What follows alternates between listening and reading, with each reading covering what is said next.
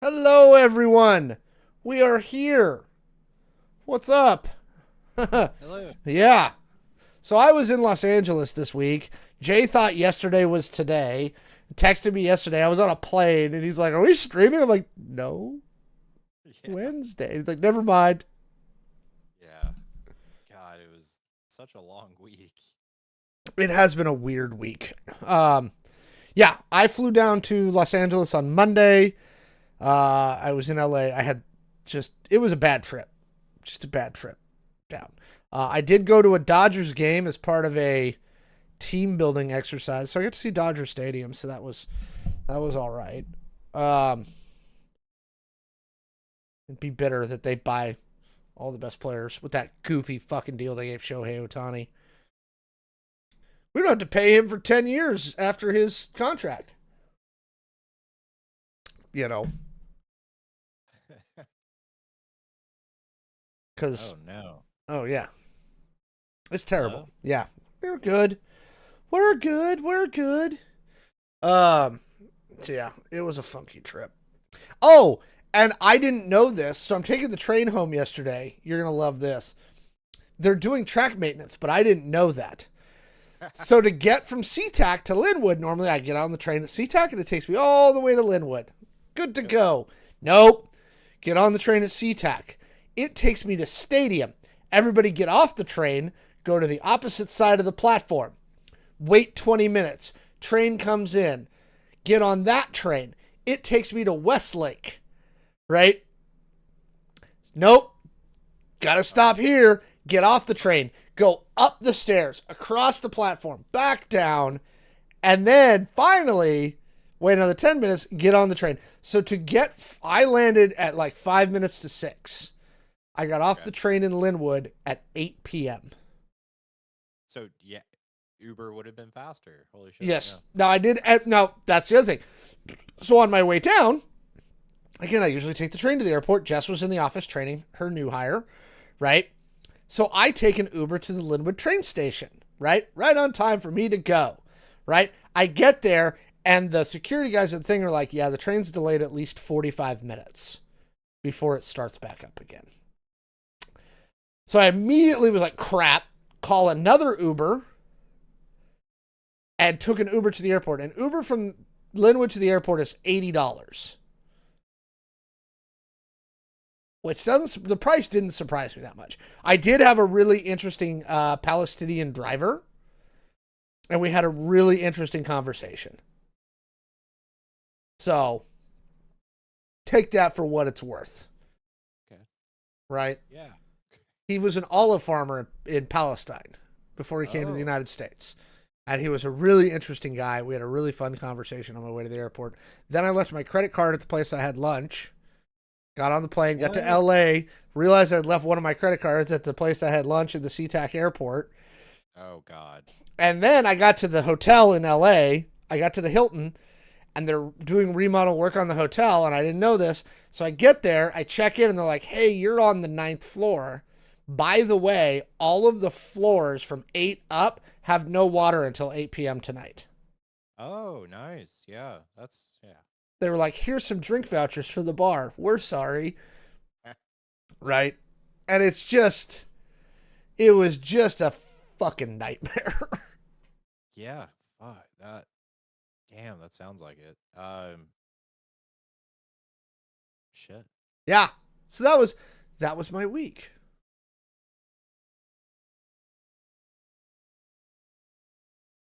Um, yeah. My week was just shit. It was one of those weeks where as soon as I got in Monday, first thing, hey, can I call you? And I was like, oh yeah, sure. And we have this issue that needs to be top priority for the entire company, blah blah blah blah blah blah blah. And just it never stopped day by day by day. Like even today, we had out of the 8 hour shift, we met like 3.5 hours Nice. talking about the issue. Yeah, I don't know. Like, yeah, yesterday happened and I thought it was Thursday. I was like, where is everyone? I just desperately wanted it to be Thursday. Tomorrow is Friday, though. So speaking of that, right? Welcome to the Era Coach Show for April 17th. Your place for news, pop culture, politics, gaming, whatever the hell else we want to talk about. As always, I am Alex the Humanoid. I'm here with my awesome co-host Jay and his friend OctoKitty, right? If you want to free us from the devil that is our day jobs, that was our pre-show banter today, you can support the show. If you have Amazon Prime, you get one free Prime sub from Amazon. You can use that to support the show and give us Amazon's money. We're going to talk a little bit more about Amazon later in the show. We're trying to march our way to 500 subs on YouTube. So comment, like, subscribe, share them places. I know some people have been trying to get our name out there in various Discord servers, and we really appreciate all of your support for the show. Keep that up. Again, like even just sharing it on Facebook, Instagram, links, anything helps. And we got a fun show for you tonight. So we're gonna talk some Fantastic Four. We're gonna talk some Daredevil. We're gonna talk about Power Rangers. We're gonna talk about Harvard and happy hackers messing up crosswalks in Seattle. So with that out of the way, let's jump into our first segment tonight. The Fantastic Four trailer, a proper trailer, not a teaser, has finally arrived for the movie that is coming out in July. And we are finally getting some better look at all of their powers. A look at the new Silver Surfer, Shala Bal, right? Who is new to movie style, but not new to the comic books. And we have some theory confirmation about where the movie might be heading. And then we got some Galactus feet for everybody, for all you foot people. Okay? We got some Galactus feet. Jay, did you have a chance to watch the new official Fantastic Four trailer? I have not, no. Okay. See? We'll put it in the rundown. We finally get our first proper look at Reed's powers. I'm just going to bring up a screenshot of that. Kinda. There we go. So we get a decent look at Stretchy Reed, right? He's all stretchy. I was watching another show today, and I have to agree with this. I think that is a difficult effect to make look cool in live action. Yeah. Don't you think? Yeah. I overall, and I don't want to get us caught, and we've had some issues with copyright stuff when we've played the whole trailer. I think Ben looks amazing. Ben Grimm. I think the design of the thing is straight up awesome. And we get confirmation. Sue Storm's pregnant in the movie. So the first steps is not just the first steps like landing on the moon. No. It's a baby. It's a baby. Jay, you're looking suspicious. No, I don't know. Sounded like Mario there for a second. I was like, it's a baby. I was like, what's going on? No, so this is like really interesting. Yeah, I like this. I think this is good. No confirmation to the chat. No confirmation as to whether it's Franklin or what was their second kid's name? The daughter. Daggone it. For Reed and Sue daughter. What is her name? Valeria. It's the second child of Reed Richards, Mr. Fantastic, and Susan Storm Richards, aka the Invisible Woman. No confirmation on that yet. We don't know. I got to imagine it's Franklin. I have to imagine that that's the way they're going to go. I can't see them going out of sequence like that. It just doesn't make a lot of sense to me. I do think it's interesting that they're introducing that this early in this franchise, right? Just to recap, we know this movie starts on a different Earth than the 616, which is our primary MCU universe, and it's a retro-futuristic 1960s. And the thing that we really get from the trailer, and maybe I'll play it for just a second, the Fantastic Four, at the start of this, it looks like, already have their powers, and they are the heroes, right? They are the heroes of this universe. Wow, folks, we all know the story. 4 brave astronauts head off into space and come back forever changed. This car? Our city, our planet. There's like kids with the Fantastic Car. We've got all kinds of stuff, right? We can certainly. These guys are already... They're already famous. They're already the thing. When Shala Ball shows up, the first thing she asks is, "Are you the protectors of this world?" And Sue's like, "Yeah, we are." And she's like, "Your world is marked for death." Hell yeah. Right. We do get a good look at Shala Ball. I think the design looks good for Silver Surfer, for the Shala Ball Silver Surfer. We get some more Johnny. We get Thing running through columns at one point. Again, we get another good kind of back shot of Galactus, right? So he's big, and he has the big things on his head. We're doing comic accurate Galactus here. Then we get some more Shala Ball. We get Thing doing some stuff. We get some more Johnny. We get, finally, again, a look at Reed. Stretchy Reed.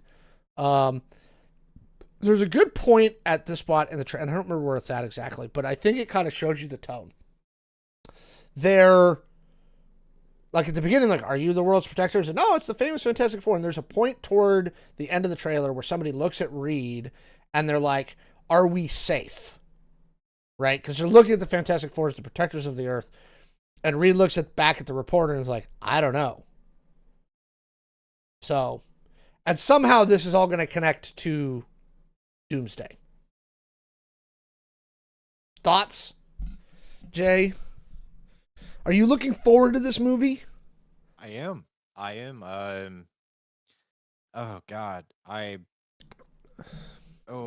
get excited for every Fantastic Four movie, and so far I've only been really disappointed. So, but I am excited for this one. I do feel like they are going kind of comic booky but accurate, and I don't know. I'm excited. Like this might be it. Like we might actually have a good Fantastic Four movie.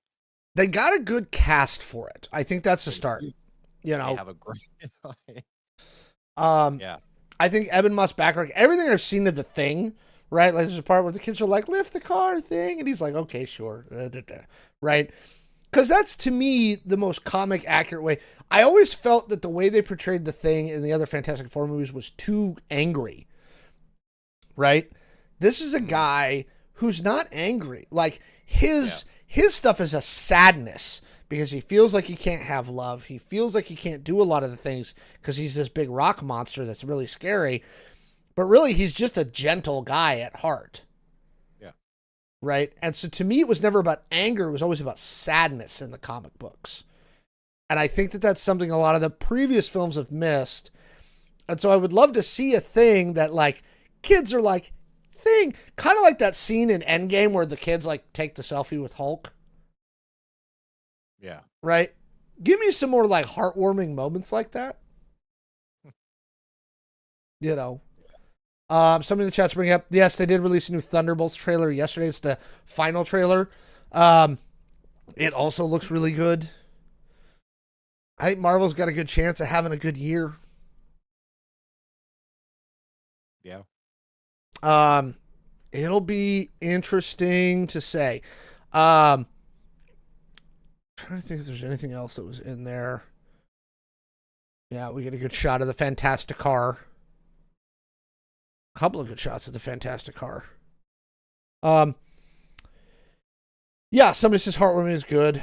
I agree. I think heartwarming is not a bad idea. Yep, and we get Galactus' feet.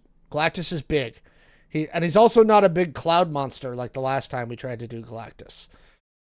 Which I understood at the time why they did it. Like when I saw Rise of the Silver Surfer, I was like, I get it. Because Galactus' design is kind of silly.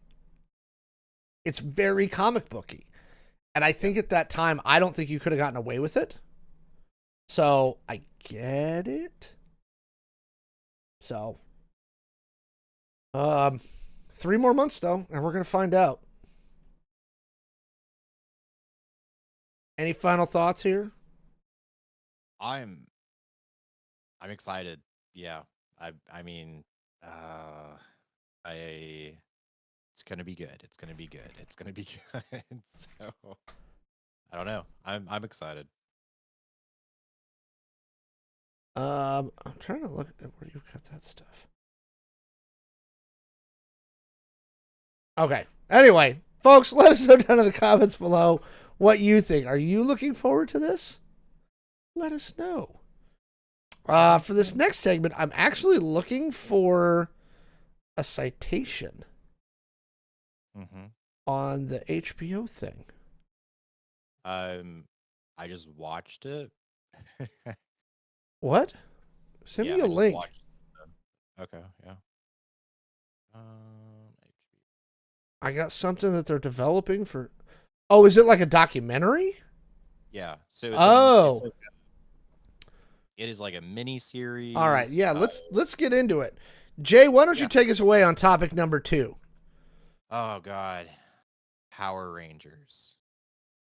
Do you guys remember those? So like, let's just break it down for all you young folk out there. These were the Power Rangers, and these were the only Power Rangers. Oh wow. Okay. All the other Power Rangers don't actually matter. But yeah, you had Billy, you had the Blue Ranger, you had the Yellow Ranger, you had the Red Ranger. He was like the leader, right? He was the alpha male. He was like, oh, I'm like a football jock, blah, blah, blah, blah. You had the Pink Ranger. This was like every guy's like first crush right here. Yeah. Then you had the Black Ranger. But then you get the Green Ranger, but he's not a Ranger. He's like an evil bad guy, right? And he's like so cool.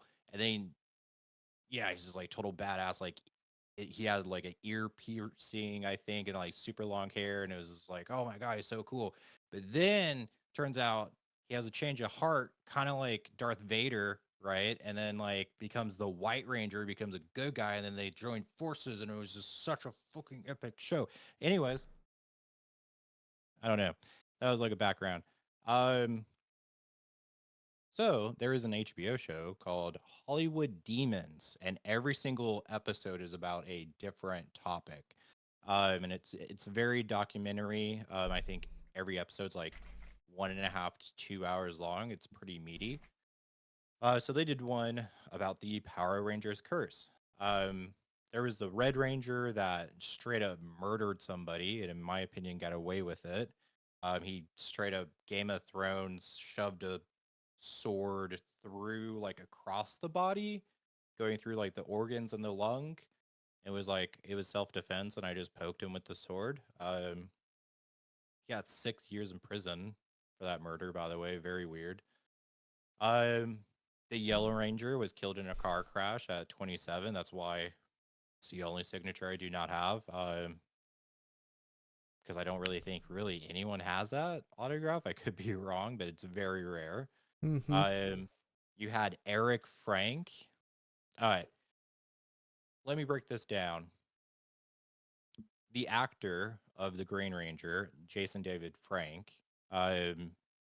who probably everyone heard of after the Power Rangers. He was the only one that went on. He did many series of Power Rangers, but he also opened up his own like MMA gym. He was very public in the public eye. He went to a lot of conventions, talked to a lot of people, was really like the fan favorite for everyone. He actually grew up really poor. They go into like all of this in the documentary. So him and his brother, Eric Frank, lived in a trailer, pretty abusive household. And then Jason David Frank got his kind of career kickoff with the Power Rangers. So yeah, his career went obviously through the roof with Power Rangers. His brother tried to be on the show as a White Ranger later on, but it didn't really work out. And then he hung himself in his own home. He killed himself at the age of 29. And his wife is actually like talking about the situation, how he was playing with the children. He said, "I'm going to go up and like take a nap," and then he went upstairs and hung himself. Very sad. And then you have Jason David Frank, who obviously, if you recall, killed himself at 49 in 2022. Um, so they dive into like Jason David Frank's like mental illness, his background, his like struggle with depression. Everyone looked to him as like really the badass, the strong one. Mm-hmm. So he felt like he couldn't go and seek help. He couldn't appear to be weak. So unfortunately, what he ended up doing was just trying to just take all of it, and not seek help. And then him and his wife at the time went out, partied, did some drugs. I believe they stated like he had like way more drugs in his system than like a normal person should. And then he went up to his hotel room and hung himself. Very, very sad documentary, especially if you're like a Power Rangers fan. Um, but I think it paints like this, like Jason David Frank was the Green Ranger, and everyone like he was like our hero growing up, right? Um, but they're just like normal people that have their own like mental illness and like shit going on in their lives. Um, I think this is like a message to all of us. Like, we need to get over this, like, oh, I can't seek help. I shouldn't, like, I can't appear to be weak. And Yeah. just try to make it. No, absolutely. I also know that the way that they treated those kids, and I'm going to call them kids in this case, on the Power Rangers show was awful. There's a pretty good interview on YouTube that Austin St. John and Walter Jones did about 4 months ago, where they like deep dive for like an hour on how the contract stuff was set up, how they were exploited, how it was like a non-union gig at the time, and all the stuff that was going on with that production company when they first kicked off the Power Rangers. And like they're like the Power Rangers is a breakaway, runaway hit on Fox, right? And these kids don't basically see a nickel of it, right? Yeah. And then they're like, oh, we're going to do this major Hollywood movie. And they barely got paid squat, right? Like all these guys were basically broke and working on this show and being this big cultural zeitgeist characters for a large portion of kids. And they were just exploited to no end, right?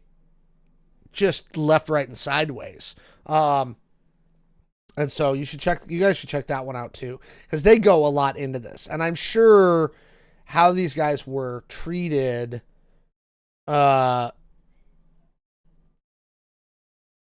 really, really impacted their mental health, including Jason David Franks. Yeah. And they go into all of that. They go into, like, is his name Saban? Yeah. The founder. Like, Mhm. how he came up with the idea, how he saw a very similar show in Japan, and then was Basically like, shit. stole footage from it. And totally did, yeah. And they go into the contracts, and they go into like working like 12 to 14 hours a day, and like getting paid only, I think it was like $750 a week or something. Yeah. But like they go into like they have this, I think he's like a psychologist or something, but like they go into this, you're really young, you're struggling, you're trying to make it in Hollywood. You don't have your break yet though. And then you have a really big group come up to you and is like, hey, like, do you want to become a star? And that's why they even go into like why they started doing like a different cast every season or every couple of seasons. Because they would get in and just work them to death until like the Power Rangers were like, I don't want to do this anymore. The Yellow Ranger, they actually go into Like there was this like huge I think dinner with Fox where they were like promoting the Power Rangers and they were on stage and doing kicks and punches for all the executives. And then the Yellow Ranger just got up and gave a huge speech about like how like everyone's getting rich and like they're using um all the children pretty much to like make their millions of dollars and it's really fucked up and like really you guys need to treat us better and stuff. And then she was kicked out of the Power Rangers. Yeah, it was it's a very interesting documentary. It really takes kind of like what you mentioned, really takes a deep dive into like what they went through, how that affected them, how you took like really poor children pretty much and then And actors who are just looking for their break. Every actor in Hollywood is just looking for that break, to get cast, just to work, right? And so when it makes them easier to exploit. And somebody in the chat said, is the exploitation abuse of child actors ever going to stop? And then they asked about the Nickelodeon documentary. And yeah, there was the one from a few months ago, Quiet on the Set, where Drake Bell finally recounted publicly the abuse that he received when he was a kid.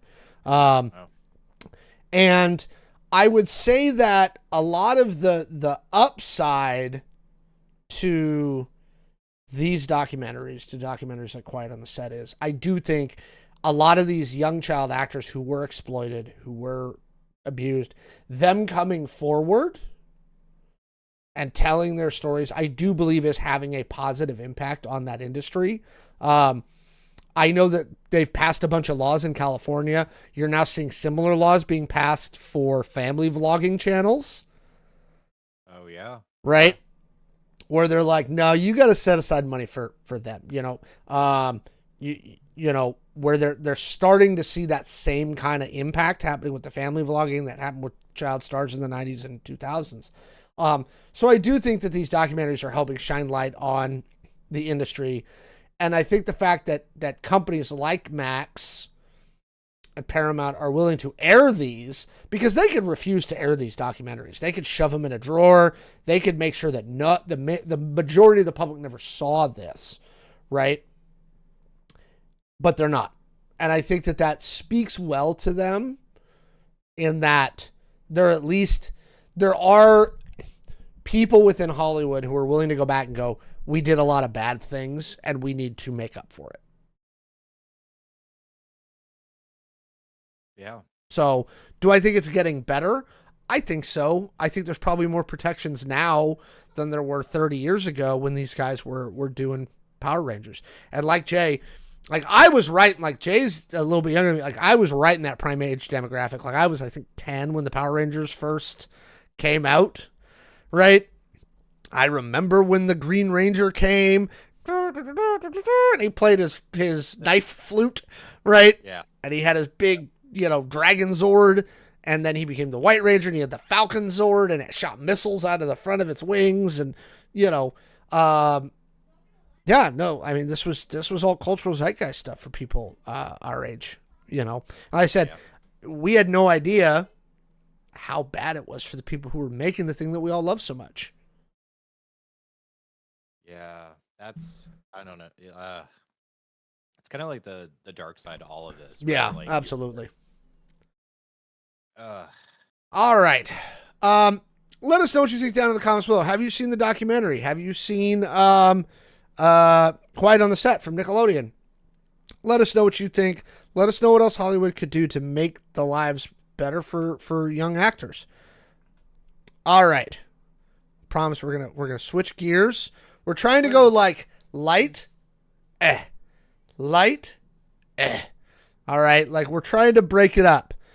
But oh yeah, no, there's the family vlogger thing. Like I said, there's Utah's passing a law, California's passing a law. There's like 30 other states because these people are trying to move now. They're like, oh, you're going to make me follow this law? I'll just move over here. And what they're finding is I think you're going to see most of the states in the union pass similar laws. It's an easy win for most politicians. Like, yeah, we're going to make sure you're not exploiting your children. Sorry. We will let you put them in a factory at 12, but you can't put it on YouTube. Yeah, Okay. you too bad. You too bad. Okay. Moving on to our next topic. Folks, we are wandering into spoiler territory. This is your one warning. It is spoiler central here. Daredevil Born Again has finally ended its season run for season 1, and it ended with a bang, or multiple, as we get a proper return of Punisher, and and Punisher came with some guns.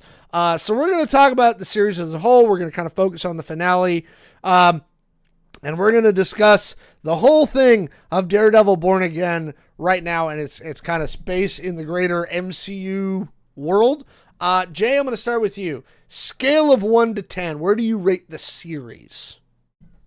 Ooh, series. I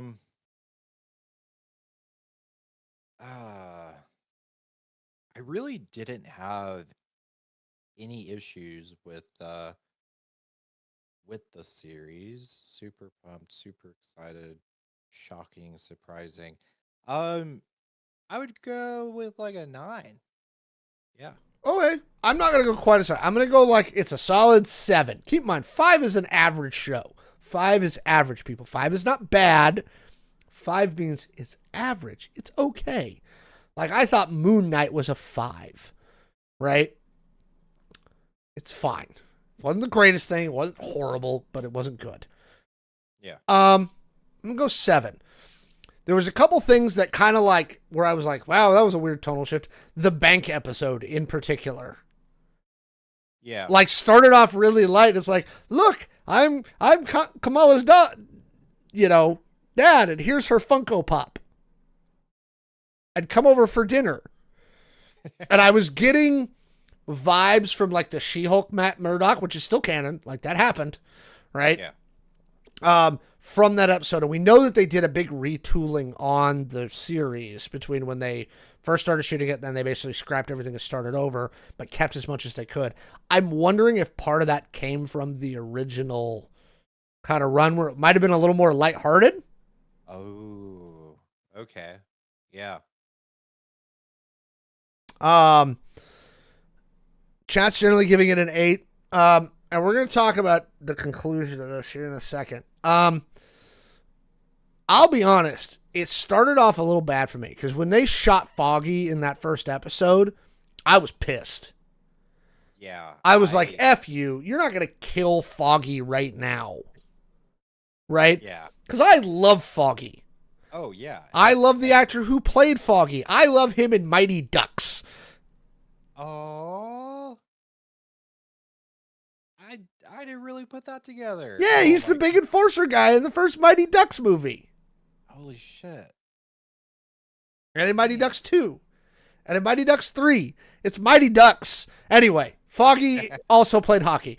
Anyway, so I thought that the season started off a little rough. I was a little like, what are we doing here? And then, don't get me wrong, I was glad he yeeted Bullseye off a roof. That was funny to me. Like, I laughed when he yeeted Bullseye off the roof. I was like, oh, damn. This is where we're at. Any particular episode that you like the most or moments that you want to pick out? Fuck. I really liked episode 1. Because I went in and I rewatched every single episode before that in the previous series to kind of like Prep, refresh and like get ready for this Daredevil. So yeah, you watch that very first episode and you are like, oh god, like it hits hard.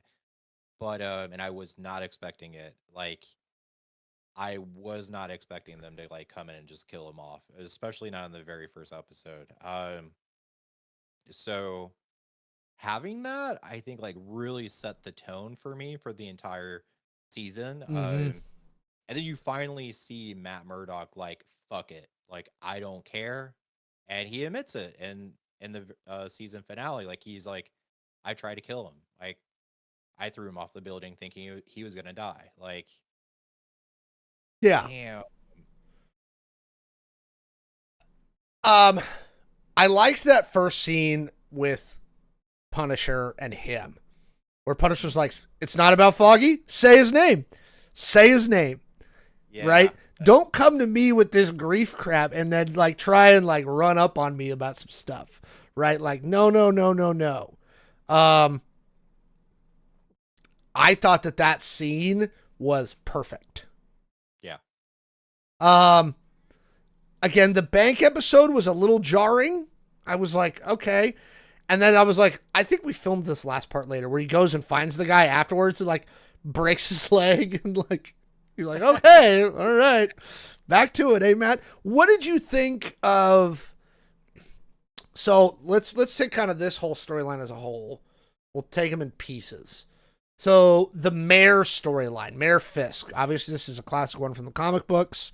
Chat's pointing out that there's some maybe some parallels to a current political situation that felt awful familiar with Mayor Fisk running for New York. What did you think of that storyline? I really liked it. I did really felt like it was very I don't know, relatable to current events. Especially even the season finale, like that very kind of end scene when it's like, no, like it's up to us, like we need to like band together and rise up against him. Like this isn't his city. But I was like, holy shit, are they like talking to the American people? So right? I loved the scene in the diner where he's like, what's up? Right? Yeah. And you kind of get this sense that Fisk is trying to take it down a notch, where he's like, look, I'm not trying to do this gangster shit anymore. Right? Yeah. He tells his wife, like, yo, you got to chill.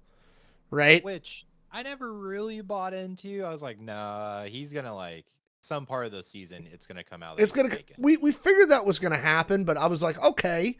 And then he wins. Right? Yep. And then we get some kind of baseline politics.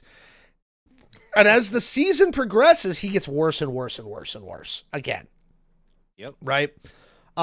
Which leads us into storyline 2, because as part of the whole political thingy, like episode 2 or 3, they're like, hey, look, the fact that your wife's not participating, the fact that she's kind of invisible is really noticeable politically. And so they go to therapy with Matt's girlfriend. Oh, God. Right? Because Matt's girlfriend in this series, and we're going to come to this, that'll be our next thread to pull at. Matt's girlfriend is a psychiatrist. Right? She's like this famous book-ready psychiatrist. And so Kingpin and Vanessa, because when Kingpin, and I kind of like pull this out for our viewers. So they're not clear as to whether Fisk blipped. I'm not entirely certain whether he blipped during the Thanos blip or he was there for that 5 years and just didn't get killed by Ronan when Ronan was running around killing all the mafia guys. Put that aside. Yeah. But we come back from the blip. We see him in Hawkeye, so he's starting to rebuild his criminal empire in New York in Hawkeye. Echo shoots him in the face. And apparently what they're intimating in Daredevil is at that point he goes off to recover physically and just kind of disappears for a while. And like a long while. Like I'm gathering more than a year or two while he's recovering, and then the events that we see in the Echo show. Right? Before he comes back to New York going, all right, I'm going to run for mayor. And Vanessa takes over the crime syndicate and then starts banging the handyman, I think he was. Yep, that happened. Right? Yep. And so, again, Fisk is going, I want to run for New York. Vanessa's like, I've been running the criminal empire while you're gone, and I'm in charge now. Also, I was diddling this dude. Yep. And Fisk is like, I'm mad. She's like, don't kill that guy, and we'll get to that in a second. Right? Fisk is like, I won't kill him. And then they go to therapy with Matt's girlfriend, right? Who takes them on. And it's like every episode has a marriage counseling scene, which I thought was interesting. What did you think of that storyline, like underlying the politics? Ooh, I liked it.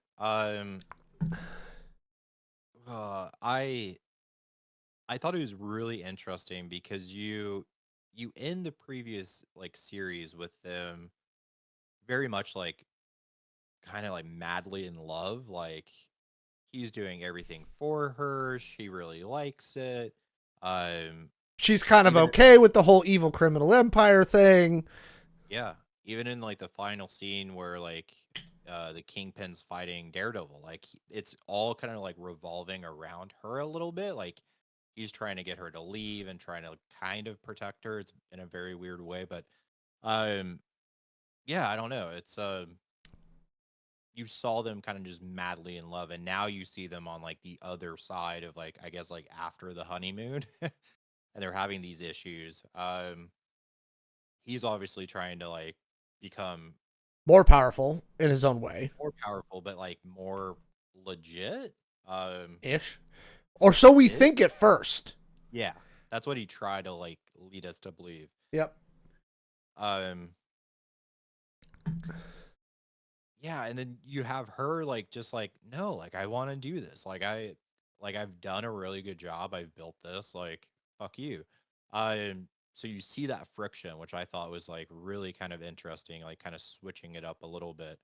Mm-hmm. But it's also like her kind of like tempting him to like stay in the lifestyle, kind of. Yeah, she wants him to go back to being criminal empire dude, right? Yeah. Not run for mayor. Yeah. So that leads us to Matt gets a new girlfriend through his new lawyer partner that he goes to after he closes down Nelson and Murdoch because Foggy gets shot because F us. Apparently we don't get to have nice things, right? And very common bad boys too Right. Yep. vibes. You go to therapy to bang your therapist. You know, and so he goes and starts dating this therapist lady. And for the first 5 episodes of the season, like things are pretty clean, right? We have the Muse storyline, which comes to a head at the very end with one of the guys that she's giving therapy to is Muse and tries to kill her, and Daredevil shows up and they fight. But in the end, it's actually his girlfriend who puts 4 in his chest. She gets the gun and she's like, dap, dap, dap, dap, dap, right? And then her trauma, and then she's like, I thought it was funny at the end of all that when she's like, could you get me an interview with the Punisher because you defended him in court? And he's like, you want to talk to the Punisher? Like, she's like, well, you know these people, like Punisher and Daredevil, and I think Daredevil and Muse are the same, and that's where Matt starts to be like, what? Well, it even started a little bit before that. I forgot what episode, but she kind of like, I want to say that she was in his apartment, and like maybe the news story comes on about like Daredevil and shit, and she kind of goes off on like talking about how like like the psychology behind like hiding behind a mask and the Daredevil is a criminal and like all this stuff, and he was like, wait, what? Like, so yeah, they kind of like pulled on it kind of throughout the season, which I thought it was kind of like speaking to the people that like find out that they're dating like a secret like MAGA girl, it's like, oh shit. Yeah. The other thing in that whole storyline with the mask thing, again, is going back to Fisk as part of his like, I'm going to clean up the vigilantes. And they make a brief reference to Spider-Man and other vigilantes at the beginning of the season. Like, there's a spider guy and the devil and da-da-da-da-da, and I'm done with these vigilantes. And he kind of like tries to slow play it for a minute, especially after him and Murdoch had that conversation. He's like, you're not the devil anymore. And he's like, nope. Because Matt tells Kingpin, I'm not doing it anymore. Right? Yeah. And so Kingpin initially slow plays the whole vigilante thing before I think he realizes that slow playing it is not going to solve his vigilante problem, right? Before he goes full fucking martial law authoritarian, right? Full fucking Trump. But they kind of build all that in there very nicely with the underside of Matt's girlfriend being like, all these people in masks are the same. And then after Muse gets murked, she's like, Daredevil and Muse are the same. And he's like, whoa, whoa, whoa, whoa, whoa. Wait a minute. Stop right there. And again, the whole time she is 100,000% in the dark about him being Daredevil. And initially, like, it all makes sense because he's done being Daredevil. When he meets her, I'm not Daredevil right now. Nope. Yeah. And as he gets pulled back in, right? As as he gets pulled back into it, he's got to, I think, start making a decision as to whether he wants to tell his girlfriend that he's the devil of Hell's Kitchen. He does eventually be like, he figures out that she's been giving therapy to Kingpin. And then he's like, wait, you're going to this party that Kingpin's throwing, right, in the penultimate episode. Don't go. Trust me when I tell you, this guy is, I don't care if he's the mayor, I don't give a crap. He's bad fucking news. The part where I couldn't decide whether I stopped liking her character. What's her character's name? Chat, help me out here. I can't think of the therapist lady's name. I keep wanting to say Heather, but I don't think that's it. When he's like, trust me, this is a bad dude. Yep. And all through the series, like, they've built this up to the point where she's basically living with him. They're dropping the L-bomb. I love you. But for whatever reason, she's just like, you don't know what you're talking about. Like, she completely ignores him, basically. And he keeps trying to tell her, like, dude, don't go to this ball. Don't get involved with this guy. It's bad juju. Nothing good will come of it. And she's just like, pshaw. And I couldn't decide whether I felt that was unrealistic based on what I'd seen or whether I just thought she was being a butthead. What are your thoughts there? So I think it, like, depends. I was kind of curious, like, does she... I don't think they actually, like, talked about it in the TV show. But, like, is she, like, doing research on, like, vigilantes? Like, she talks about it later in the series. After she gets done with Muse, she's like, I figured out what my next book's going to be. I was talking to my publisher, and it's going to be about the mask. And that was when she asked to interview Punisher. And he's like, you want to talk to Frank Castle? Like, are you insane? Like, he's nuts. Yeah. So I kind of believe it because I think that's, like, realistic to me because, like, you have a that she just thought she was smarter than Matt, that he just didn't know what he was talking about. Well, yeah, like, hey, like, I've done this research. I did my thesis in this or whatever, you know, like, I'm the therapist, like, you and I've been treating this guy. Yeah, you're a lawyer, like, you have no idea what you're talking about. 100% I could see it. So yeah, in which case I just don't like her anymore because I'm like, you are dumb. Yeah. So that brings us to Matt, the kind of the third storyline. So we have the multiple layered storylines. We've got the Kingpin politics storyline. We've got the Kingpin, like, therapy storyline. Then we have the Matt grief storyline, which he starts to kind of get through with his relationship with the therapist, who I'm going to keep calling that because I still can't remember what her name is. And then we get the Muse storyline, which somebody in the chat said they felt was kind of pointless. Do you think it was kind of pointless? It kind of was. I mean, I understood what it did to, like, as an inciting incident, right? Yeah. To make him be Daredevil again. Yeah. When the little girl comes to him and she's like, nobody's doing anything about this, da-da-da-da-da, and then Muse takes her. And he's like, crap. I don't have a choice. And when he goes up to the roof and he's like, so to me, all it was inciting incident to make him be Daredevil again. Yeah. Her name is Sheila. I think. Okay. Sheila? Maybe. Chat, check on that for us.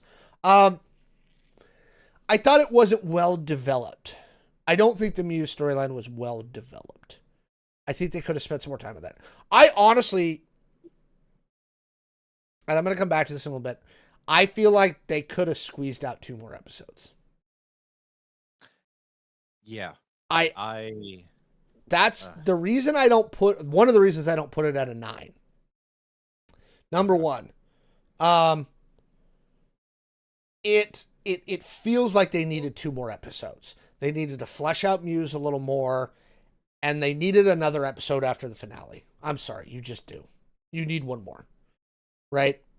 It doesn't feel done. So, putting that aside, that's why I don't think it's a 9. So, we end up at the ball, right? Which is when he figures out Matt figures out that it was actually Vanessa who had Foggy murked, not Kingpin, right? And he shows up to the ball, and then he like cuts in on the first dance with Kingpin and his New York first lady. Yep. And he's like, I know it was you. I know it was you. Meanwhile, Bullseye breaks out of prison. Yep. Because Matt smashed his face into a table, and he like held onto his own tooth and spit his tooth into the dude's eye and then killed everybody. So that's cool. We got that section of the show. But and then we get the big thing. He goes, hey, I know you killed Foggy, you dumb twat. He doesn't know why yet. He hasn't figured out why yet. Yeah. But then he hears Bullseye loading the gun, and he decides to save Fisk's life.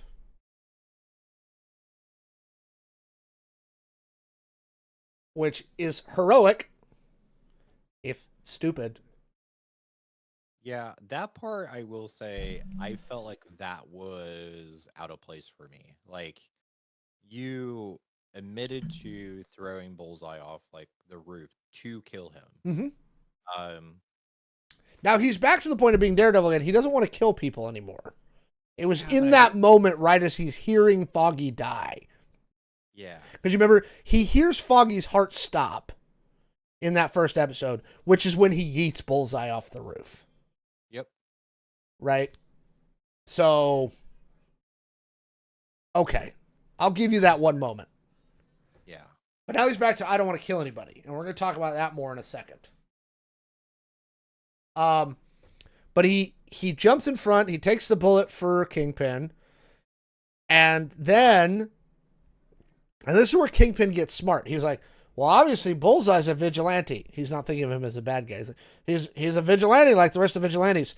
Take my brown shirts and go into the streets and get all the vigilantes. Right? Because the vigilante tried to kill me and Matt Murdock.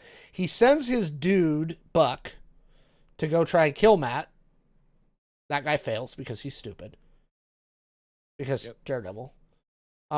Daredevil escapes the hospital. And then we're reuniting and it feels so good. Right? Karen comes back. But in a moment, because the first one to come back is our buddy Frank Castle. Right? So Buck fails to kill Daredevil at the hospital. Daredevil escapes, goes back to his apartment, gets his Daredevil suit on, and Frank's there. And Frank's like, sup, dude? I shaved for you. I shaved for you. I'm not Beardy McBeardface anymore. And I've got all my cool stuff on. And that's when the anti-vigilante brown shirt task force shows up to take out Matt Murdock. Take out Daredevil. But things do not go their way. I loved this fight scene. Because Matt, the whole time, is trying to convince Punisher to not kill these guys. He's like beating them up his Daredevil way. And Punisher's like, yeah, whatever. Blah, blah, blah, blah, blah. Like, he's just like, whatever. I mean, he's just murking everybody around him. While Daredevil's like, no, Frank, don't do it. He's like, whatever, blam. So what did you think of that whole sequence? I loved it. It definitely reminded me of like the previous series. Because I didn't have the same exact. Once they got over the very, I don't know, the rough period of their friendship, if you want to call it that, they were kind of like that, where like they would like, they had a couple of scenes where they would kind of partner up, and it was Daredevil like, no, Frank, don't kill them. And Frank is just like, I don't care. Stab. So, yeah, it just like reminds me of, it felt very in character for the Punisher and the Daredevil. Yeah, I liked it. I'm also glad because Disney did not wuss out on the violence. Yep. It was a brutal fight. Though not the most brutal thing from that episode. Oh, God. No. Okay. God. We're going to move through this one pretty quick. But Punisher has, or not Punisher, Kingpin's been kind of off and on with the police commissioner in New York since he becomes the mayor. He summons the police commissioner and then becomes an orthodontist. In the worst way, like rips the police commissioner's jaw off. Yeah. Like that was brutal. But he does it in front. And what's funny is you see a couple of them and you can hear it in the sound. I was listening on my headphones, so I had good sound. There's a couple of the like brown shirt task force guys who were like they make like the gaggy noise because Kingpin's being like, mess with me. He is showing his dominance to those task force guys. And I liked the scene, but it was brutal. Do you think that one was maybe a touch over the top? Like I get it in character, but what did you think of that scene? To me, it makes sense because like it is that like, hey, like I've kind of built your trust a little bit, like as mayor, not really but kind of sort of. You've at least like invited me into your house, right? So I'm here now.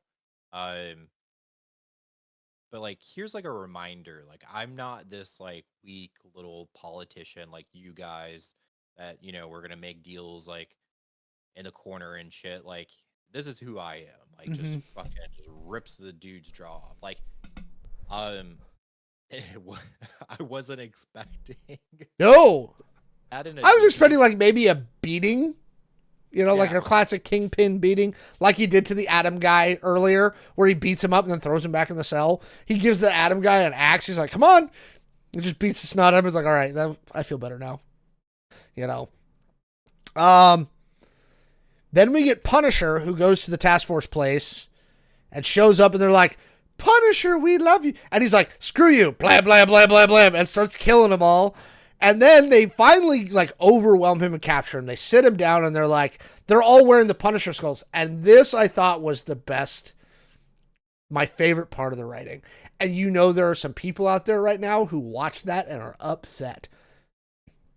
Because the Punisher logo with like the blue line became very popular with law enforcement. It's been a thing for a while now.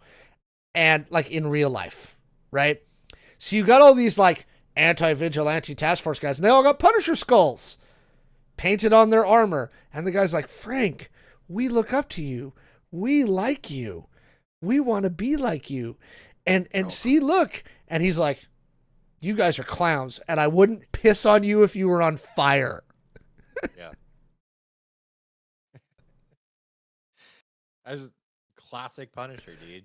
Like, but I think the fact that he was like, you cops don't get it. Yeah. Like, you cops are running around here acting like you're all like I'm on your side. Like, I do this because you guys suck. Yeah. Which again goes back to the comics, which is again the funny thing about the real life about cops being like, I love Punisher. It's like the Punisher doesn't like cops. Yeah. Like, oh yeah, and then in the show they all get their little Punisher skull tattooed on their neck, the bad guy cops. And he's like, what the fuck are you guys doing? Like, no, you're clowns. So they beat him up. Now this is again a part where I get it. We're going to talk about some of the writing stuff. I get it.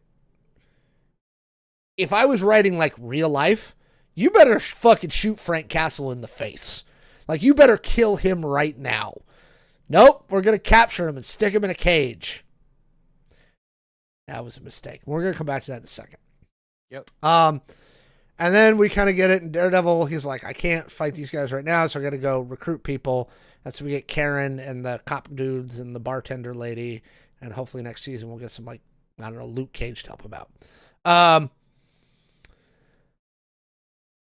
Then we get the post-credit scene, which was hilarious. Because Frank's like, hi, I'm nice. Hi, guard guy. You're from Jersey. I like you.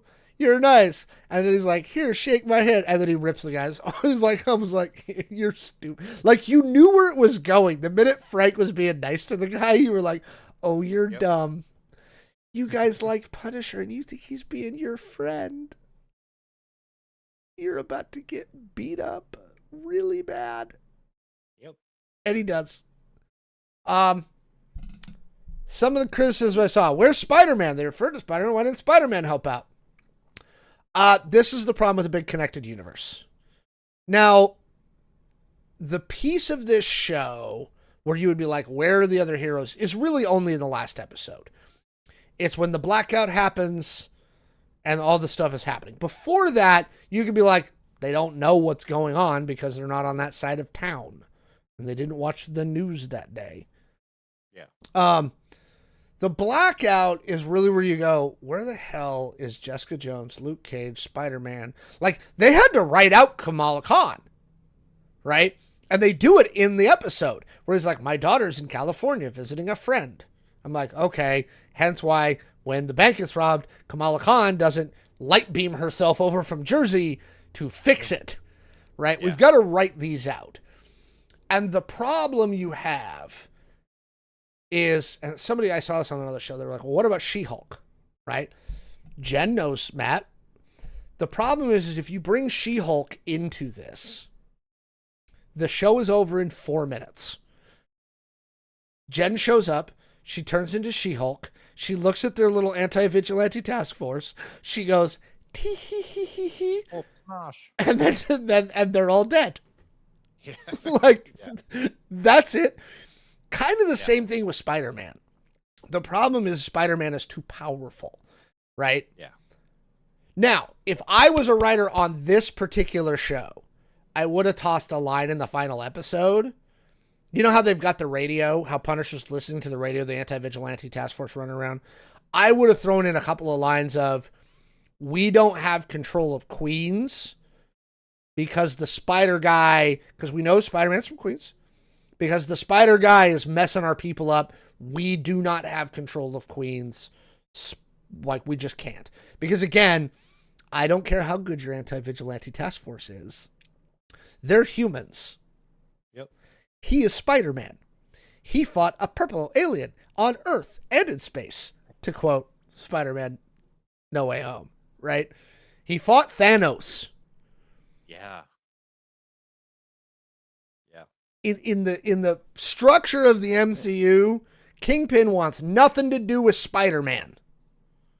Yeah, definitely not. Okay. Where are the Avengers? The Avengers don't really exist right now. If you remember after Endgame, they all kind of like, Steve's old. Yep. Tony's dead. Right? Just sleeping. Yeah. Tony's dead. Yep. Bruce leaves World for a long time to go get his son. Right? Kind of comes back, consults with Shang-Chi, does some other stuff, but he's not really around. Right? Yep. Thor is off doing Thor stuff with his adopted daughter, defending weird aliens. Right? Yep. So he's just not on Earth. Captain Marvel's not on Earth. There are no Avengers right now. And you see that in the Thunderbolts trailer where Valentina, she's like, the Avengers aren't going to come save us. Right? They've said it multiple times in the Thunderbolts trailer. Right now, there are no Avengers. That's, again, you're talking about, but there's still heroes around. Yes. And again, that's the problem with a shared cinematic universe. Again, all the stuff where it would gain a lot of notice all happens in one night, right? Yeah. Matt escapes, Kingpin shuts off the power, takes over the city, declares martial law. By morning, it's over. He turns the power back on and everybody's kind of back to normal-ish, right? But again, I would have tossed in a line of, the Spider guy is kicking our butts. And I've always thought And the of it task like- force being like, we're just going to leave Queens. Fuck it. Yeah. I've always thought about it like every superhero kind of has its like territory, Zone. like zone. And for you to, okay, so You've been to I New think York, haven't you? yeah, God, So here's the thing. I walked the distance, like the length he's going the distance of Manhattan. You can do it. It's not that big. Yeah. Go ahead, though. They got their But zone. I think they have their zone, right? And I think like for you to like escalate something outside of your zone, like, does it make sense for Daredevil? I think really old school, like Adam West style Batman. Like, is Batman gonna pick up a phone and be like, "Hey, Thor, there's like a really bad gangster guy. Like, I know you're like battling like galactic aliens, but like, could you help me with this gangster guy in my territory?" Like, it has to be like a world event, I feel like, for the Avengers to assemble and get involved. Like, otherwise, they're just kind of staying in their like little zone. Again, that's why my only gripe is Spider-Man. I would have thrown in some lines. Because at the end of No Way Home, he's back to friendly neighborhood Spider-Man. He's living in a crappy studio apartment somewhere in New York, right? He made his own suit, like with a sewing machine, and he's running across a rooftop. I get not putting people here, and I presume that Kamala is visiting Hawkeye, Little Miss Hawkeye out in Los Angeles. I assume that's where she is. Rhodey, I think, is in Virginia, and again, all this happens in one night. Like, so yep. War Machine, Falcon, they're somewhere else. They're not in New York. And in fact, I think War Machine's in Los Angeles, right? I think he's based out of California. Because that was where Tony was. And where that Air Force base was. So I can see them not showing up. Spider-Man's the one that bugs me the most. And again, I would have just tossed in some dialogue. Yeah. Spider-Man could spend the whole night just fighting off anti-vigilante guys and webbing them up. And not knowing where Kingpin was. Yeah. And again, Spider-Man might not have the knowledge that Kingpin's really behind this. Like, he might know some effed up stuff is going on, but he doesn't have Tony Tech anymore. He doesn't have Friday in the glasses anymore. Nope. He's limited by what he knows. You know what he does have, though? Hello, darkness, my old friend. Yeah. Yeah. Oh, yes. So this is a problem with the big shared cinematic universe.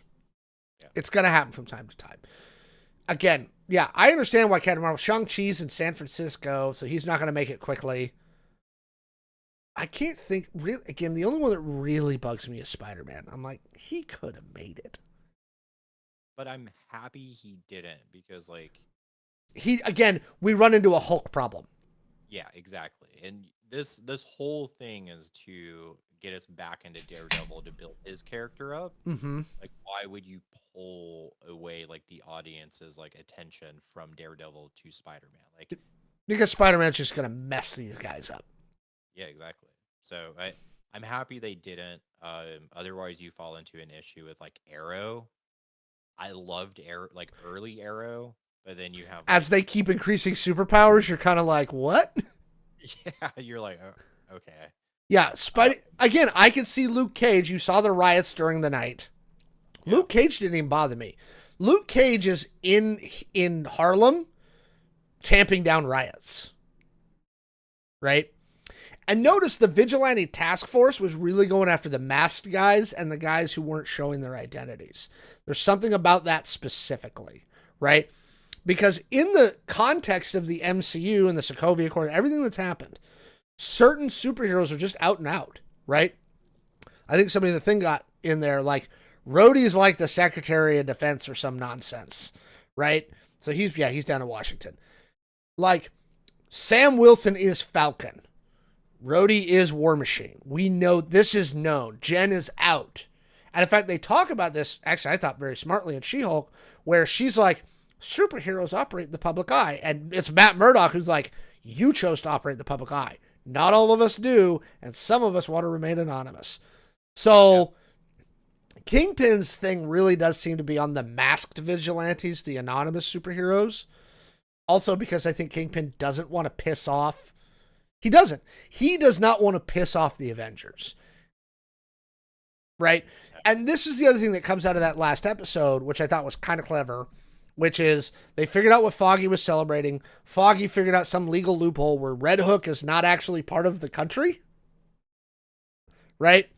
And so Kingpin's trying to build his own little city-state in New York. That's his goal. Right? Where he has jurisdiction and the Americans can't come after him.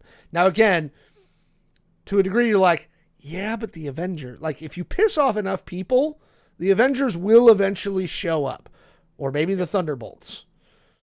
Oh, yeah. Right? Maybe Jeff the Land Shark. Maybe Jeff the Land Shark. Speaking of which, oh wait, I'm going to show you that in a few minutes. I'm going to find it.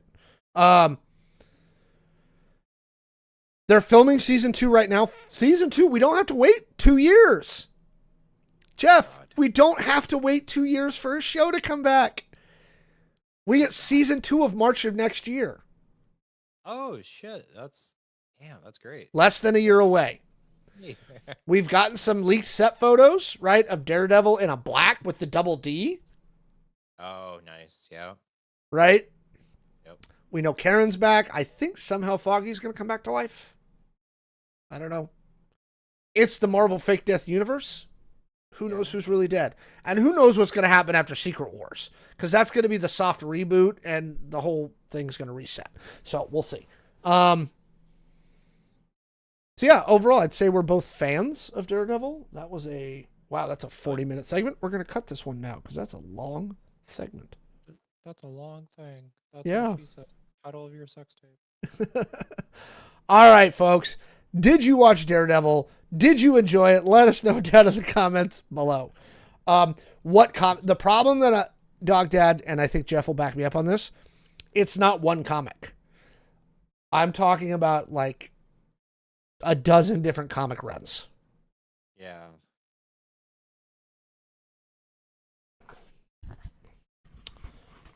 Like, it's not one comic. You could probably go to, there's a good comic book store at the Alderwood Mall, right? They, Phantom Zone Comics at the Alderwood Mall.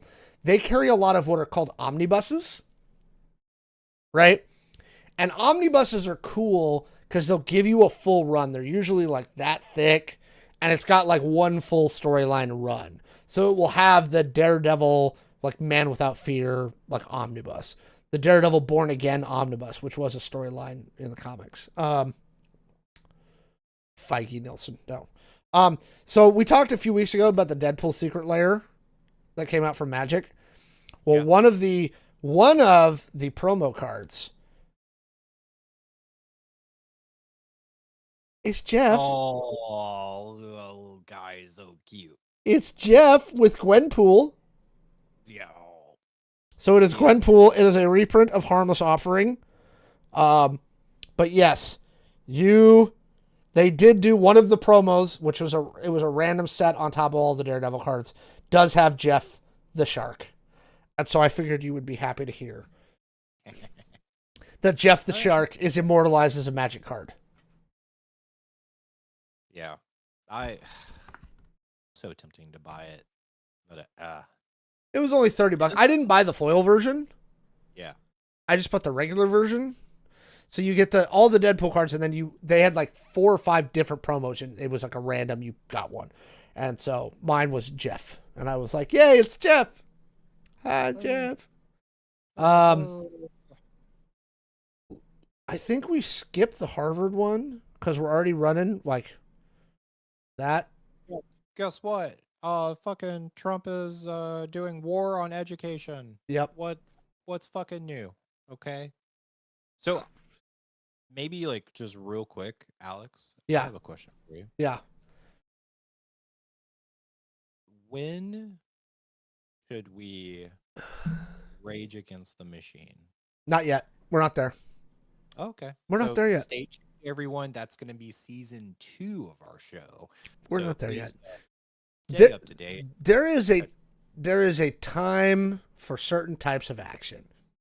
There are people who I very much admire who are doing things to take action now, right? Yep. And I think that is good. Fight it out in the courts. Do the thing. Protest. Have fun. Sure. That's not the type of action I'm going to take. Okay? I will take a different type of action when that action is time to be taken. But we're not there yet. Okay, Octo Kitty. You have time to work out. Your arms are a little small. I don't know how strong you actually are. Time, buddy. We'll get there. But speaking of people doing like light levels of resistance, Unknown hackers have decided to have some fun. They hacked crosswalks around Seattle and hit a button. And you know when you hit the button and it goes, wait, or walk sign. Yeah. So instead of it saying that, let's play this for the folks. Hi, I'm Jeff Bezos. This crosswalk is sponsored by Amazon Prime with an important message. Please don't tax the rich. Otherwise, all the other billionaires will move to Florida too. Wouldn't it be terrible if all the rich people left Seattle or got Luigi'd and then normal people could afford to live here again? Jeffrey Bezos. Inspired by that, it started happening in Palo Alto. Wait. Hi, this is Mark Zuckerberg, but real ones call me the Zuck. It's normal to feel uncomfortable or even violated as we forcefully insert AI into every facet of your conscious experience. And I just want to assure you, you don't need to worry because there's absolutely nothing you can do to stop it. Anyway. I absolutely love this. So for those of us that can't listen to the audio, because if we do, it echoes into the podcast, just fill us in. Fill in the audience. Not me, but my friend, the audience. What's going on? So again, they have basically hacked these and used some sort of voice modulator to make it sound like Jeffrey Bezos is like, please don't tax us. And then Mark Zuckerberg's like, don't ignore us putting AI in everything and things like that. My favorite part is, again, they've tampered with the crosswalk button, right? So that you hit the button and it's like, no. Seattle Department of Transportation has said that that they have fixed it for now. And they've asked the public to report anybody tampering with crosswalk buttons. Do I think the Republic is going to actually report this? No. I think that's going to have the same effect as that Fox News, man on the street thing that happened in Seattle a while back, where they're like, tell us about the crime. Fox News came to Seattle, tell us about the crime in Seattle. People in Seattle were like, what crime? Yeah. What are you talking about? And it was like, don't you see rampant drug use? And they're like, no. We don't know what you're talking about. Go away. Or it's going to be like the fucking Kia boys, right? And everyone goes, wait, it's that easy to hack into? Oh shit. Watch this. The funny thing is, I think you're going to start seeing this more and more, right? And this is an element of resistance, because you have to understand, it's not just about marching in the streets, right? Yeah. There's big protests coming. What's that? It's season 1 of Andor. Right. You have to do the cultural stuff too, okay? Yeah. And you have to do things that people are going to remember, things that they're going to think about, right? And if you were a rando dude, and these were all, by the way, these all happened, like the Jeff Bezos ones, was right in the middle of Amazon's campus in South Lake Union, right? So this is the thing that when you hit that button at a walk sign and that starts happening, you will remember that. You will tell your friends that, right? Wouldn't it be bad if one of us got Luigi'd? By the way, I like how that's become a verb now, right? Yeah. You've been Luigi'd. Oh God. Again, these are I don't want to say the word. They are mostly harmless means of just poking, right? You're just trying to poke. Because you're trying to keep people engaged. It's funny too, which again, people laugh, they remember. But the thing is they laugh because it's true. Yeah. They laugh because there's an element of reality to it, even though it's satirically wacko. Obviously, Jeff Bezos did not record a message to play at the crosswalk that says, please don't tax the rich. We know it's not real. But there's a part of you that's like, if he would have thought of it, he might have done it. Okay. Yeah. It's also just content that I feel like is very easy to go viral. Oh, here we go. Here's another one. This is sad Elon Musk. Oh, no.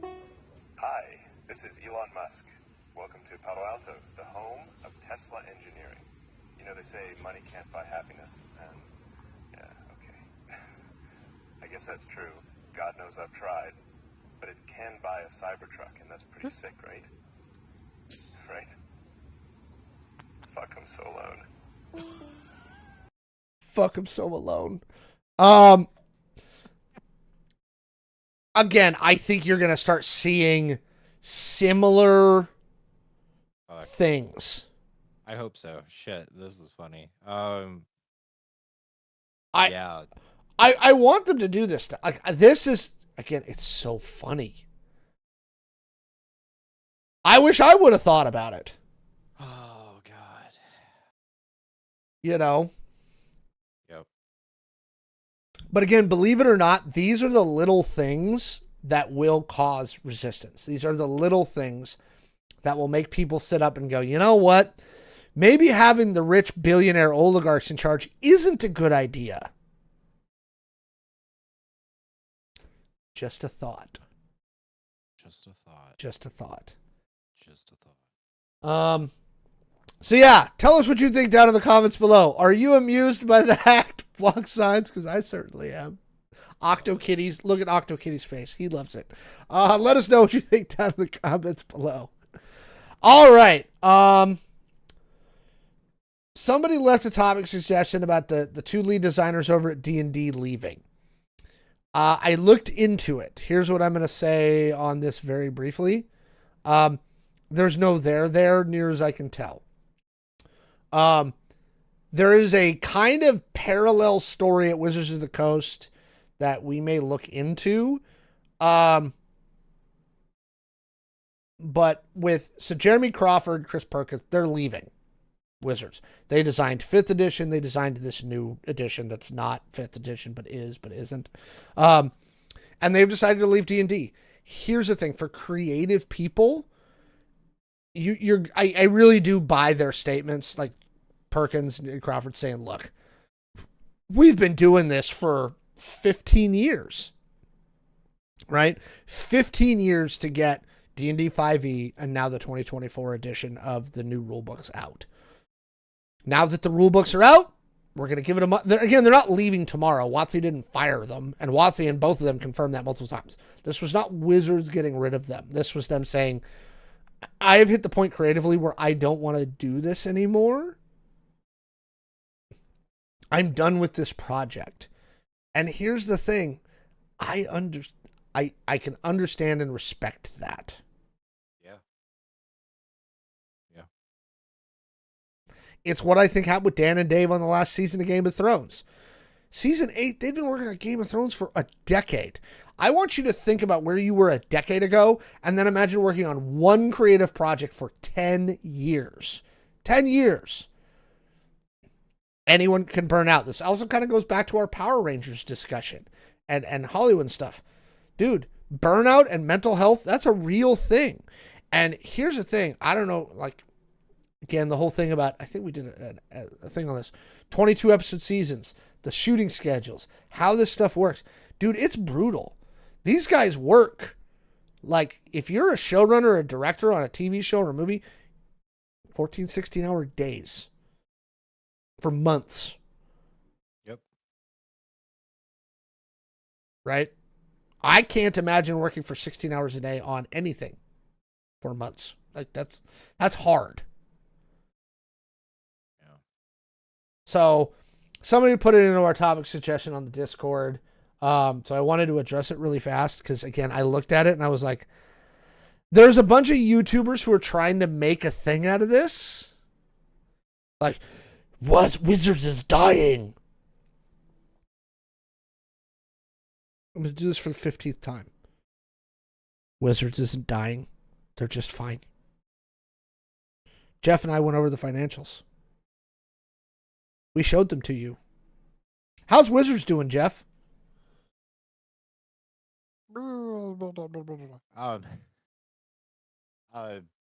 Yeah. Wizards is doing just fine, and change is good. I would much rather them say, guys, tired.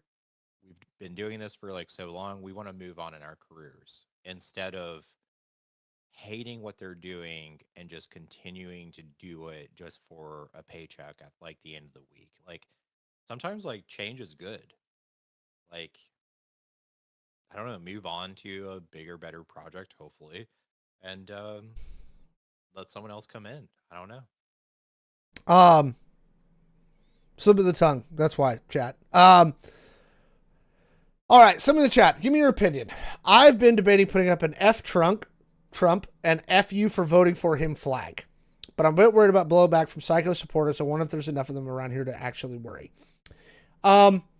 It's not about volume. It's about how crazy those supporters happen to be. And I would never be able to answer that question. And I'll let Jay answer this as well. But this is my position on this. We, like on my cars and in the house, and we did this at the game store too, right? We did little things that weren't a direct like F you or F Trump. We had a progress flag big and high in our game store, right? And it was real big. It was real big, right? Real big. It's a self-selector, right? When someone came into my store and saw the big progress flag with its rainbow colors, right? Yeah. Big and huge on a big wall, very prominently displayed. We didn't have to say anything else. If you are a crazy MAGA head and you can't be around that, you know this isn't the place for you.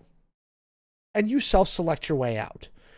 So I prefer more subtle means of not saying F you, but showing marginalized communities that you're one of the safe ones, that you're on their side, right? That's the message I would prefer to send, right? Because here's the thing. Anybody within a marginalized community who sees certain symbols or sees certain things, by me displaying those, they now know I did not vote for Trump. If that makes sense. Jay, what are your thoughts on that question? Yep. So I have a different opinion. Go, do it. We can have a different opinion. I think he's going to say, put the F Trump up. So let me clarify. I am a like punk rock fan. What do I mean by that? Like I'm a Sex Pistols fan. Sometimes, so I think you have two different classes here. You do need the like, hey, you're safe with me level of membership into the resistance. And I agree with that. And it makes sense to play that card. I think if you have like a family, this kind of is almost touching on the superhero thing. Like you wear a mask, like if you have a family, you want to conceal your identity.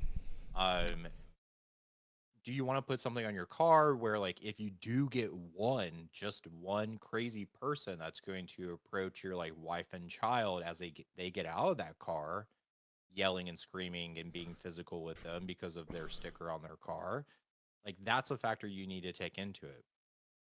But then you have like the other level of membership, where I do think we always need to push the envelope. Mm-hmm. You need to like be loud, screaming in your face. So I think it's like a membership package, right? Like which one do you fit in? Does it make sense for you just to be like, hey, pride flag, you're safe with me, level membership, nothing wrong with that? Or do you want to be the like, yeah, like fuck you, I'm gonna push the envelope. I'm gonna be a little bit louder and be a nuisance to society. And for some people, and I think Jay brings up a good point, right? Jay brings up a great point. And I'm actually going to use Jay as the example here, right? Jay, if you just saw Jay on the street, right? Jay, what are you, 6'2"? Yeah. Jay's 6'2", somewhere in the probably 185 to 210 range. Dude, I'm in the 200 range for sure. Yeah. Okay. Jay is a big dude with a big beard, right? and Jay is 6'2" and looks like a big dude. And Jay has the build of someone who very obviously like did sports for a long time. And he does, because certain people, like when you do sports at a young age and things like that, your physique develops differently while you're growing up, right? I am a smaller framed person, right? I'm like 5'7". I'm not huge, right? But again, when I look at Jay getting out of a car, if I put Jay in a MAGA hat and a Carhartt jacket and stuff, Jay looks like I am a manly dude and I will beat you. So again, if somebody, random dude, if Jay put an F Trump sticker on the back of his car and some dude decided to roll up at Jay at the Arco, once Jay got out of his car as the 6'2" built bearded dude, they probably would think about it twice and be like, do I want to do this? Yeah. Right? Me, they might push that envelope. Right? Yeah. Like straight up. And again, like Jay said, wife, kid, things like that. Yep. Do I want that kind of confrontation when I'm taking my daughter to Target? I don't. Yeah. Right? So I think Jay brings up a very valid point. We need both sides of that coin. We need the very deeply punk rock people who are like, I will fight you in the street. Right? I will beat up Nazi punks at the show. And yes, that was something we did back in the 90s. Right? Yeah. I will beat up the Nazi punks at the show. I will say, I will do all those things. I will fight. I will do that stuff. And then we need the people who are going to do the other stuff. So take that for what it's worth. I'm glad that helps, chat. It's kind of where I fall down on this. Yeah. I'm actually kind of glad we had different points there. I think that button hurts well. We didn't plan that question. That was completely organic, actually. All right, chat. Last chance. There's a bunch of y'all in here who hung out for the whole show. Some of you have been very quiet tonight. We're okay. Even if you're just lurking, we still love you. Just lurk. Don't forget to subscribe. Throw us those Prime subs. Hang out. Last chance. Any last questions from the chat tonight before we jump off here? I go check out my sick dog. And then I'm going to edit videos. I did not see Warfare. I will not see Warfare. Yeah. That was the Scream Unseen movie. Was it? Did you see it? No, because being on the West Coast, it's always kind of fun because you know 2 hours ahead of time. Because you go on Reddit and look. Yep. And it was Warfare, and everyone was like, nope, that's not a vibe I want to do today. Like everyone was like canceling their tickets. Yeah, Warfare's a new movie out from A24. It's being co-written and co-directed by somebody who was in the war in Iraq. It's a minute for minute event thing. I will not watch it because I have a personal rule.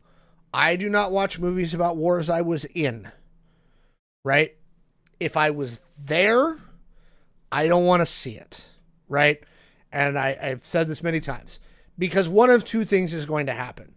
I'm either going to watch the film and pick it to pieces, right? Because I'm going to be like, that's wrong. That doesn't sound like that. That looks goofy. What are you doing? Or two, it's going to be very realistic, which is how I'm hearing A24. And it is. Chat's like, it's A24. It's going to be hardcore. Yes, A24 is a great thing. Or it's going to be extremely realistic and really well done. And I'm going to walk out of there at about a 12. And I'm not going to feel safe driving home. Like, going again, back to our mental health thing. Okay. A large portion of my VA disability has to do with the fact that I have severe post-traumatic stress disorder and a traumatic brain injury. Okay. Like, it felt like a PTSD, chat saying it felt like a PTSD trigger for sure. Because I don't know. Now there's arguments to be had about exposure therapy and stuff like that. And I've talked to psychiatrists about that. And that's a way to go. I personally just choose, because I love movies. I love movies. Okay, I'm gonna go see the Cheech and Chong movie. I think this weekend. I'm gonna try. I'm gonna get 420. huh? 420. I'm gonna get bombed to go see Cheech and Chong. Are we gonna do that? Let's talk after show. Okay. I want to get bombed to go see Cheech and Chong. I want to see Thunderbolts. I want to see Fantastic Four. By the way, you want to talk about a movie? Actually, I want to get copyright struck, but I'm going to start putting this one on you guys' radar because I really want to see this movie. I've heard nothing but good things about it. It was a People's Choice Award at the Toronto International Film Festival. It's called The Life of Chuck, right? It's a Stephen King adaptation, right? But it's Stephen King in like Shawshank and Stand By Me, and those movies are Stephen King. It has a mind-bendingly good cast, right? Tom Hiddleston, Chiwetel Ejiofor, Karen Gillan, Mia Sara, Matthew Lillard, Mark Hamill, right? Jacob Tremblay. Like, I mean, amazing cast. I'm putting this on your radar because I think this movie's going to bomb. I think it's going to be an amazing film, and I think it's going to bomb. I think it's going to straight up make not $1 at the box office. Okay? And I so desperately want to see this movie. So take a look at The Life of Chuck. They just released a new trailer for it.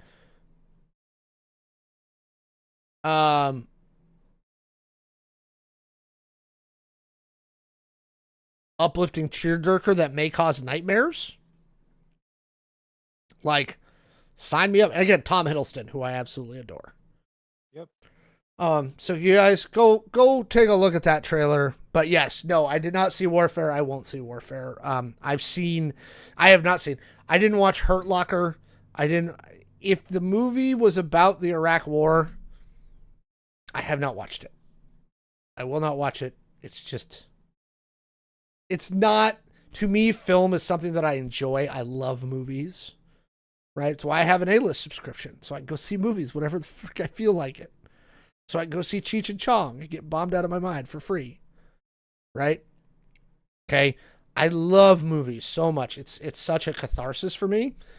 Yeah. So going to what I feel like is going to be a heavy PTSD trigger, probably not a great idea for a guy like me. Yeah. So, are you planning on seeing it, Jay? I don't know. I've heard it's really good. It's got nothing but banger reviews. If I have like nothing to do and nothing going on, and I'm like, oh fuck it, like I want to go see a movie, and I've already seen like all the other movies I want to see, like I would probably go see it. But it's not like I'm going to see this movie over I don't know, Thunderbolts or anything like that. Like I know that's not out yet, but like I don't know. They're doing a re-release of episode 3 later this year. Next month. My tickets for that. Yep, do you? God, I gotta get my tickets for that. You have to, because they were selling out really quickly. Oh no. I didn't know they went up yet. Yeah, I got a notification on my phone like, hey, we're selling tickets for this. And I was like, oh. No, unfortunately, the Cheech and Chong movie does not open until next weekend. Wait, this weekend or next weekend? It's the 25th. No. It comes out the 25th. No, that doesn't make sense. Alex? I'm looking at my AMC app right now.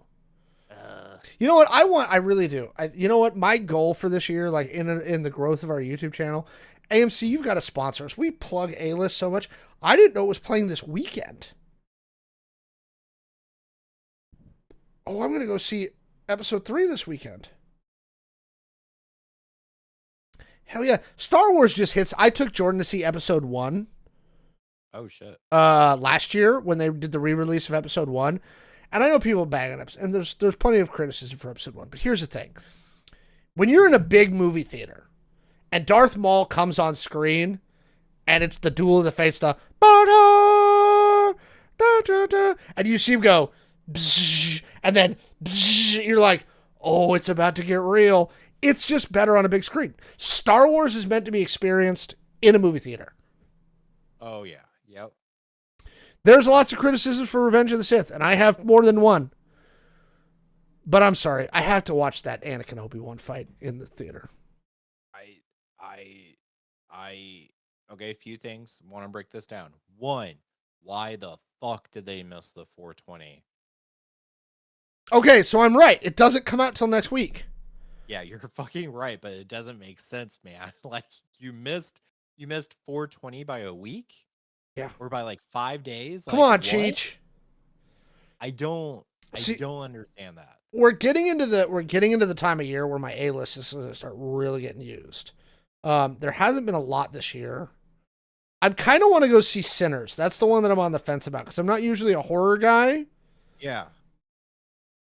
So that's what Reddit thought the Screen Unseen was going to be with Sinners. Oh no, they're not going to put anything that good on there.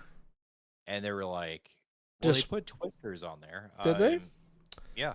They need to be better with the Screen Unseen. If I have one critique about Screen Unseen, is it's often, most of the time, it's not a major pull. Well, yeah, it's not supposed to be. And for instance, I watched Kneecap in theaters, Screen Unseen. That's not a movie I typically would see. And I loved that movie. That was a great movie. It probably bombed at the box office, but great movie. And then I even added Kneecap songs to my Spotify playlist, which I love. If your movie makes me go look up a Spotify song or something like that, you did great. What's coming out next week? Because I'm wondering. No, it can't be that. So the Screen Unseen, maybe we should start doing this as a mini segment too. What's next week's Screen Unseen? So next week, it is a PG rated movie that is 1 hour and 40 minutes. Oh, it's The Legend of Ochi. Never mind. Figured it out. I don't know. It's The Legend of Ochi. No, wait, maybe not. Because it's usually right before it releases, right? So it could be Carlo Antusis, Roadmap to Reality. That's 1 hour and 35 minutes. I can't find the rating on this. So many movies coming. G13. Oh, they're doing a Fathom for that. How to Train Your Dragon. God, so many good movies coming up here shortly. I got so many things on my remind me list. Obviously, Thunderbolts, which those should be up now. They are. We up. do need to talk about something real quick. What? The Empire Strips Back is coming back to Seattle. I went last year, and it is the best burlesque show I have ever been to. Really, really well done. Top tier. Soundtrack is awesome. It's funny. It's sexy. That's coming back, but they're selling out really quick. So, Empire Strips Back. I might have to take a look at that. I need to get my tickets for Thunderbolts, which I think I'm going to go see that Friday. I already got my tickets for Thunderbolts. I don't know what you're doing, Alex. I feel like you're an amateur. No, dude, I've been busy all week. Well, see, what we need to do is we need to build our entourage out because you're in there too. You need to add me to your entourage, and I need to add you to mine on A-list so we can coordinate better. Yeah, true. Okay, because I think that's one of the best features of AMC A-list is that you can create and everybody gets their tickets, and it makes it so much easier to coordinate going to a damn movie. Oh, 100%. Because that Friday it comes out, and there's a 7 o'clock IMAX show at Alderwood. Ooh, and it hasn't sold out yet. And there's good seats left. Thunderbolts? Yeah. Oh, okay. In IMAX at Alderwood. Where do you usually go? I go to Woodinville. So far. Because that's the closest one. Yeah, Alderwood's the closest one to me. All right. We're boring you guys now because we're just talking about random things. Dude, A-list is worth it. If you see, here's the thing. You need to see 2 movies a month. If you see 2 movies a month, your A-list more than pays for itself. Right? Yep. If you're a 1 movie a month or less kind of person, I would say don't. Right? But if you, over the course of a 12-month period, now there's going to come a point here where January, February, March, my A-list stays kind of quiet. But I'm looking at my A-list, my upcoming, right? April, May, June, July, August. I'm at least 3. each month, Yeah, I mean, yeah. right? Between Thunderbolts, Life of Chuck, Fantastic Four, Karate Kid, Oh god. right? All this stuff. Like, I will make up my time, and then as we get into Oscar season, there'll be more. So, Yeah. Also, I oftentimes go see movies twice because I'll go see it before I take my daughter. Ooh. Right? I'll screen it. Right? So Yeah. I'm not paying addition. So like I can go see the movie, see if it's appropriate for her, or whether she's gonna like it, and then I don't worry about having to buy the extra ticket for myself to take her back when I want to go. It was like with Deadpool and Wolverine last year, for example. I get good value plus your discounts on everything else. So, all right, folks, we've been on for an hour and 47 minutes tonight, so I'm going to call the show here. Have a great night, folks. Jay, say goodnight to the lovely people. Good night, everyone, and little Octo Kitty says good night to you. All right. We love you guys. We will be back here next week at the same bat time, same bat channel, 8 p.m. Pacific time. Talk to you later. Holy Seattle dogs. Bye. Oh, by the way, Dodger Stadium, hot dogs were terrible. Terrible. And we're out.